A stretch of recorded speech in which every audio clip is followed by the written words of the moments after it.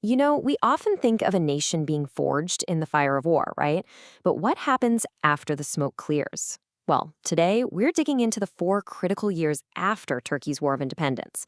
This was a political battle that would decide not just who ruled the new nation, but, and this is the key part, how it would be ruled for a century to come. So, really, is victory on the battlefield the end of the story? Or is it just the beginning of a much, much more complicated fight? For the brand new Turkish nation, you see, the political struggle that came next, well, it would prove to be every single bit as decisive as the war itself. Okay, so just try to imagine this for a second. The war is over, it's won. The Ottoman Sultanate, which had been around for centuries, is just gone. So, what now? Well, the new Turkish state is being run by a national assembly, but its constitution, it's kind of a mess, this jumble of old and new, and right at the very center of power, there's just this giant void. And right into this huge mess, this total uncertainty, steps the war's most celebrated hero, Mustafa Kemal. And his first move? Oh, it was a piece of absolute political genius that was about to change literally everything. Now, you've got to understand, this wasn't some open, friendly debate. No, this was a carefully orchestrated political play. So first, Kemal basically manufactures a crisis, right? He convinces the entire cabinet to resign. Then, he creates total gridlock by telling all his allies, hey, don't you dare accept any new jobs. So with the government completely paralyzed, what does he do?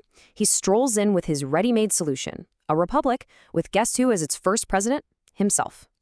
I mean, it was a total masterclass in political strategy.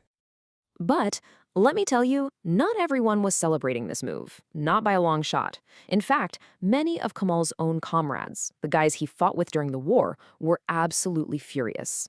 The thing is, they weren't even in the capital when it all went down, and they saw it for what they believed it was, not a step towards freedom, but a blatant power grab. For them, the real fight wasn't about whether you call it a monarchy or a republic. The real fight was about despotism versus democracy. And yeah, these tensions, they didn't just fade away into the background. Nope, they boiled over and fast, leading to a huge formal split right down the middle of the nationalist movement. And the split gave birth to Turkey's very first major opposition party. So what we're looking at here are two completely different visions for what Turkey should be. On one side, you've got Kemal's party, the RPP. They're all about radical, top-down, revolutionary change. Let's do it all, and let's do it now. On the other side, you have the opposition, the PRP. They're pushing for something more liberal, more evolutionary, with a real separation of powers. And let's be clear, this wasn't just some minor disagreement over policy. This was a battle for the very soul of the new nation. Okay, so for a little while, these two visions managed to coexist. It was tense, a very fragile political balance. But the hardliners in Kemal's party, they were just biding their time, waiting for the perfect excuse to completely crush their rivals. And in early 1925, they got it. A huge Kurdish rebellion erupts in the southeast. Now, its leaders had nationalist goals, for sure, but a lot of the followers were driven by religion. They were demanding the restoration of the caliphate, that historical office of the leader of Islam, which, by the way, Kemal had just gotten rid of. And for the government, this wasn't just a rebellion they had to put down. Oh no. This was an opportunity. And the government's response was just incredibly fast. I mean, look at this timeline. The rebellion kicks off on February 8th. By the 25th, martial law is declared. By March 4th, they've passed a sweeping new law. By the end of April, the rebellion is basically crushed. And then the final move. By June 3rd, the entire opposition party is outlawed. We're talking less than 4 months. In less than 4 months, the government used this crisis to grab total absolute power. Now, the real key to this whole crackdown was the piece of legislation called the Law on the Maintenance of Order. This thing gave the government these incredible, sweeping powers to shut down any group, any publication that it even thought was a threat. And get this, not just in the rebellious areas, but across the entire country. The opposition, of course, they argued that it was dangerously vague, that it could mean anything. But honestly, they were totally powerless to stop it. So, armed with this powerful new law, and with the rebellion as their perfect justification, Kemal's government moved, and they moved fast. They were absolutely decisive in wiping out every last trace of opposition. And the crackdown was just swift and total. Major opposition newspapers shuttered. The opposition party, the PRP, officially banned. Gone. Then, about a year later, a supposed assassination plot pops up, and that becomes the perfect excuse for a series of show trials. And who did they target?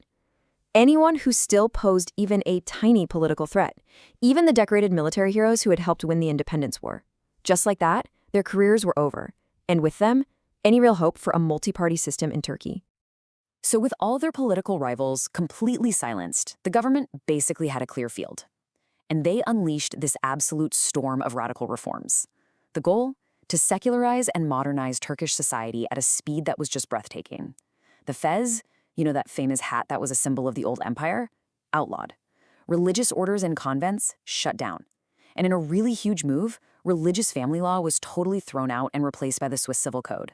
I mean, this fundamentally transformed daily life for everyone. And make no mistake, this was not a gentle transformation. There was a lot of stubborn resistance to these changes, especially to things like the new hat law, which many saw as a symbol of Christian Europe. So to enforce its will, the state used those so-called independence tribunals and that powerful law on the maintenance of order. The results of all that? 660 people were executed. So by 1927, the dust had pretty much settled. The political battle was over. The one-party state was secure. There was only one thing left to do: write the official history. To make sure that their version of events became the version of events. And the symbolic end of this whole era? It came in the form of a truly monumental speech. I mean, for 6 straight days, for over 36 hours, Mustafa Kemal stood up in front of his party's Congress and delivered what he called a report on the history of the national movement. It's known as the Nutuk, which simply means the speech. But here's the thing. Historians today, they don't really see the Nutuk as a neutral history lesson. Not at all. They see it as something else entirely. Its main purpose, its primary goal, was to justify the purges and the complete elimination of all his political opponents.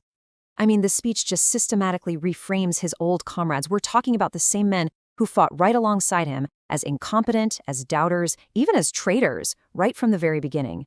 It presented the whole independence struggle not as a collective effort, but as his singular vision. And by doing that, the Nutuk cemented the Republican People's Party as the only legitimate heir to the independence movement. And that's a narrative that would dominate Turkish history for generations to come. So, what are we left with? The story of Turkey's birth is, without a doubt, a powerful one. But it's also a really stark reminder that building a nation isn't just about winning a war. It's about winning the argument over how that war and everything that comes after it is going to be remembered.